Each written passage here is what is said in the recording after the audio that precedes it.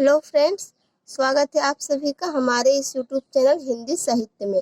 हम लोग UP TGT के प्रीवियस ईयर के क्वेश्चन पेपर को सॉल्व कर रहे थे, जिसमें कि हम लोगों ने बाकी जो पिछले साल जितने भी एग्ज़ाम हुए हैं यूपी टीजीटी के, उन सब के हिंदी के क्वेश्चन पेपर को सॉल्व कर लिया है। इस वीडियो में हम लोग यूपी टीजीटी हिंदी का 2013 में जो परीक्षा हुई थी उसके पेपर को सॉल्व करेंगे। यह वीडियो का पार्ट 1, इसमें हम इम्पोर्टेंट क्वेश्चंस को देखेंगे उस पेपर के, और बाकी बचे हुए प्रश्नों को अगले वीडियो में देखेंगे। कभी कभी ऐसा होता है जो हमारी होने वाली परीक्षा रहती है उसमें प्रीवियस ईयर से सेम टू सेम वही प्रश्न और वैसे ही पूछ लिए जाते हैं, तो इसलिए हमें प्रीवियस ईयर जरूर देख लेने चाहिए। और कुछ प्रश्न जो होते हैं वो थोड़ा घुमा के पूछ लिए जाते हैं। चलिए शुरू करते हैं। पहला प्रश्न है, भारत भारती का प्रकाशन किस वर्ष हुआ? ए 1912 ईस्वी, बी 1914 ईस्वी, सी 1916 ईस्वी, डी 1918 ईस्वी। तो इसका राइट आंसर हो जाएगा ऑप्शन नंबर ए 1912 ईस्वी। अगला प्रश्न है, कौन सी रचना व्याकरण ग्रंथ है? ए कीर्ति पताका, बी चर्यापद, सी उक्ति व्यक्ति प्रकरण, डी वर्ण रत्नाकर। तो इसका राइट आंसर होगा ऑप्शन नंबर सी उक्ति व्यक्त प्रकरण। अगला प्रश्न है, घोटक का तद्भव रूप क्या है?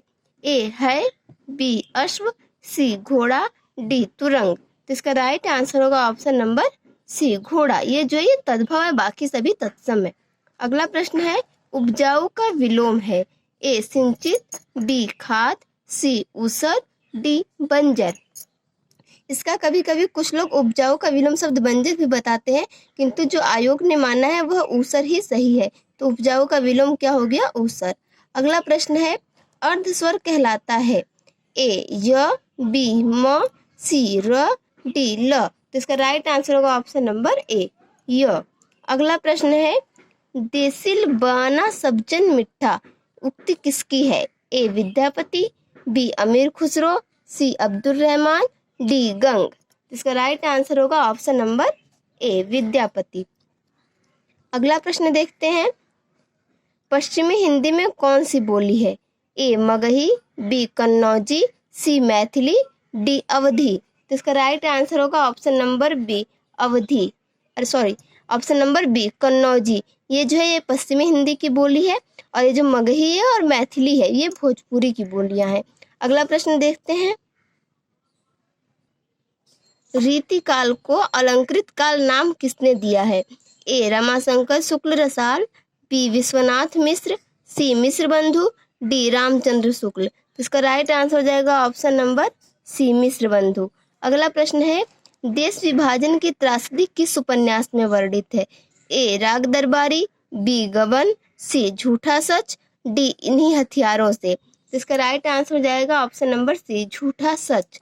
अगला प्रश्न है, राजभाषा आयोग के प्रथम अध्यक्ष कौन थे? ए बाल गंगाधर तिलक, बी मुंशी आयंगर, सी बाल गंगाधर खेर, डी काका साहब कालेलकर।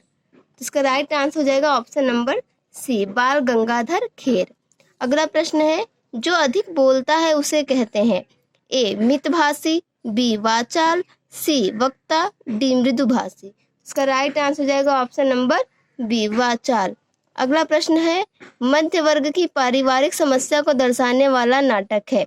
ए जन्मेजय का नागयज्ञ, बी अंधा युग, सी आधे अधूरे, डी तमस। इसका राइट आंसर हो जाएगा ऑप्शन नंबर सी आधे अधूरे। देखते हैं अगला प्रश्न, अमीर खुसरो किस नाम से जाने जाते थे? ए तूतीय हिंद, बी तोता ए हिंद, सी सितारे हिंद, डी सर हिंद। इसका राइट आंसर हो जाएगा ऑप्शन नंबर बी तोता ए हिंद। अगला प्रश्न है, धन्य भारत भूमि सब रत्ननि की उपजावनी इस पंक्ति के लेखक हैं? A Pratap Narayan Mishra, B Badri Narayan Chaudhary Premghan, C Bharatendu Harishchandra, D Maithili Sharan Gupt. इसका राइट आंसर हो जाएगा option number B Badri Narayan Chaudhary Premghan. अगला प्रश्न है, पहला गिरमिटिया उपन्यास विशेषकर किस पर केंद्रित है? ए पंडित जवाहरलाल नेहरू, बी महात्मा गांधी, सी लाल बहादुर शास्त्री, डी विनोबा भावे। इसका राइट आंसर हो जाएगा option number B Mahatma Gandhi. अगला प्रश्न है, कामायनी में श्रद्धा किसका प्रतीक है? ए तन का, बी मन का, सी हृदय का, डी बुद्धि का।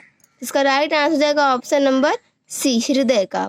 अगला प्रश्न है, दूसरी परंपरा की खोज किस विधा की रचना है? ए आलोचना, बी खोज एवं सर्वेक्षण, सी कहानी, डी ललित निबंध। इसका राइट आंसर हो जाएगा ऑप्शन नंबर ए आलोचना। देखते हैं अगला प्रश्न।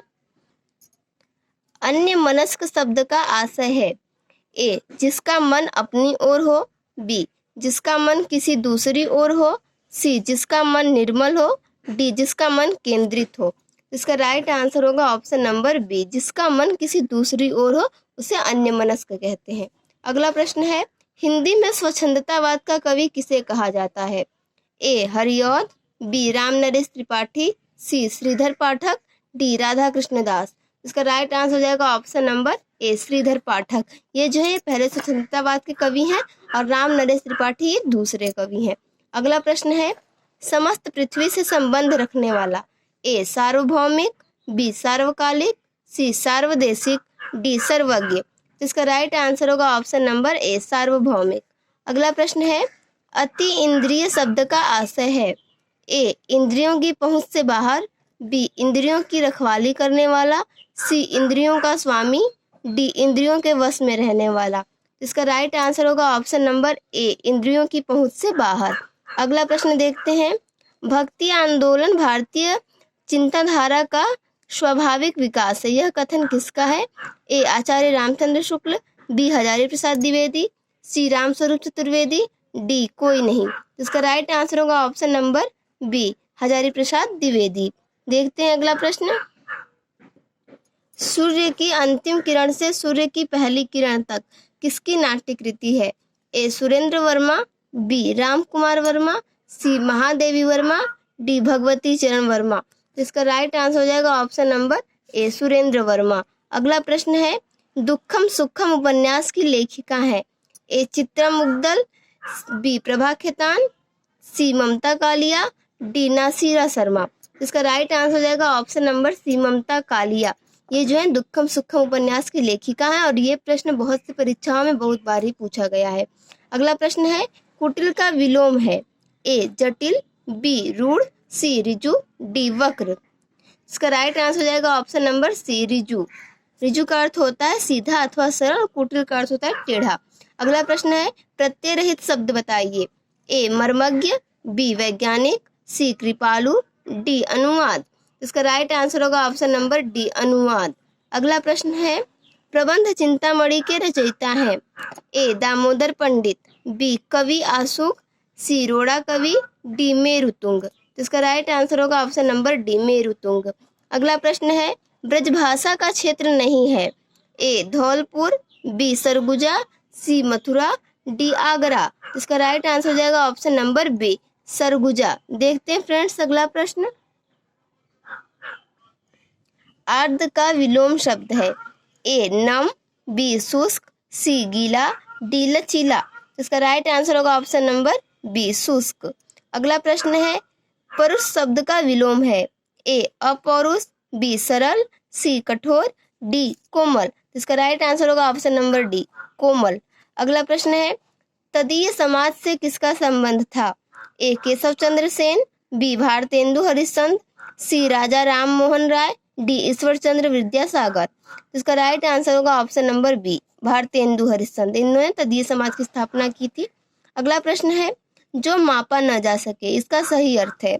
ए अमानक, बी अपरिग्रह, सी अपरिमेय, डी अतुल्य। इसका राइट आंसर होगा ऑप्शन नंबर सी अपरिमेय। अगला प्रश्न है, अकाल पुरुष गांधी जीवनी के रचनाकार हैं? ए जैनेन्द्र, बी अज्ञेय, सी डॉक्टर देवराज, डी प्रभाकर माचवे। इसका राइट आंसर होगा ऑप्शन नंबर ए जैनेन्द्र। अगला प्रश्न है, उपदेश रसायन के रचयिता कौन है? ए जिनदत्त सूरी, बी जिन धर्म सूरी, सी शालीभद्र सूरी, डी धनपाल। इसका राइट आंसर होगा option number A Jinadatta Suri. देखते हैं अगला प्रश्न, कौन सी रचना एवं उसके रचनाकार का युग्म सही नहीं है?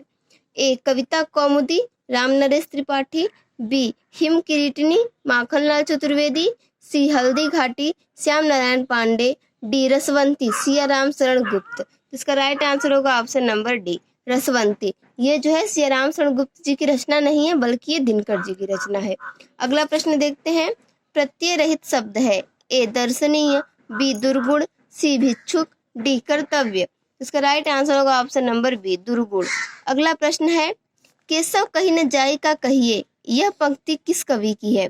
ए केशव दास, बी कबीर दास, सी तुलसीदास, डी नरहरि दास। इसका राइट आंसर होगा ऑप्शन नंबर सी तुलसीदास। अगला प्रश्न है, आवाहन का विलोम है? ए अवगाहन, बी तिरोभाव, सी विसर्जन, डी धन्यवाद।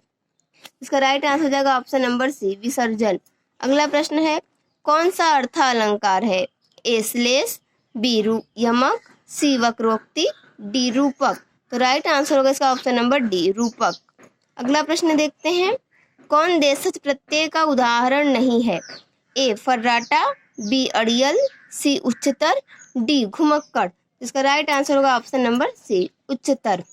फर्राटा, अड़ियल और घुमक्कड़ ये सभी देशज प्रत्यय के उदाहरण है, और उच्चतर जो है ये देशज प्रत्यय का उदाहरण नहीं है। देखते हैं अगला प्रश्न, कौन सी रचना के रचनाकार का नाम सही नहीं है?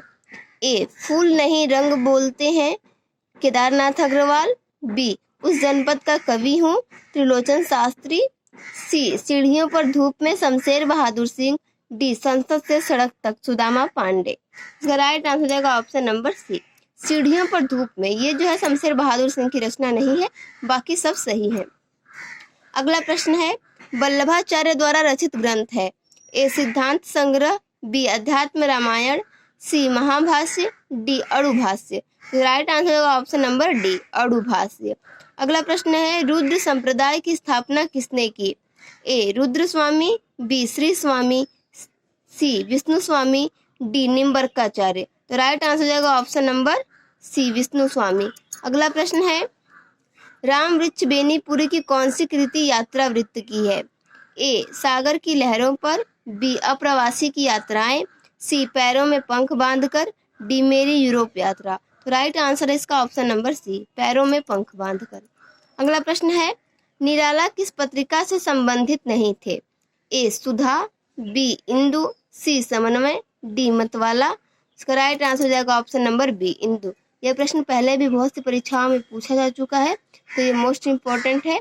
देखते हैं अगला प्रश्न, भारतेंदु ने यात्रा वृत्त संबंध रचना लिखी? ए गया यात्रा, बी इलाहाबाद की यात्रा, सी गंगा पार की यात्रा, डी सरयू पार की यात्रा। इसका राइट आंसर हो जाएगा ऑप्शन नंबर डी सरयू पार की यात्रा। देखते हैं अगला प्रश्न, विभस्त रस का स्थायी भाव है? ए शोक, बी विस्मय, सी जुगुप्सा, डी अद्भुत। इसका राइट आंसर हो जाएगा ऑप्शन नंबर सी जुगुप्सा। अंगद पैच की रचना किसने की है? A Nabhadas, B Dharnidas, C Ishwardas, D Malukdas. इसका राइट आंसर होगा ऑप्शन नंबर सी ईश्वरदास। देखते हैं अगला प्रश्न, मनोवैज्ञानिक उपन्यासकार नहीं है? A Ilachandra Joshi, B Jainendra, C Agyeya, D Manohar Shyam Joshi. इसका राइट आंसर हो जाएगा option number D Manohar Shyam Joshi. और बाकी ये जो है इलाचंद्र जोशी, जैनेन्द्र और अज्ञेय, ये तीनों लोग मनोवैज्ञानिक उपन्यासकार हैं। और 2013 की परीक्षा में ये प्रश्न गलत पूछ लिया गया था, मिसप्रिंट हो गया था। उसमें पूछा था मनोवैज्ञानिक उपन्यासकार है, इसलिए विवादित हो गया था।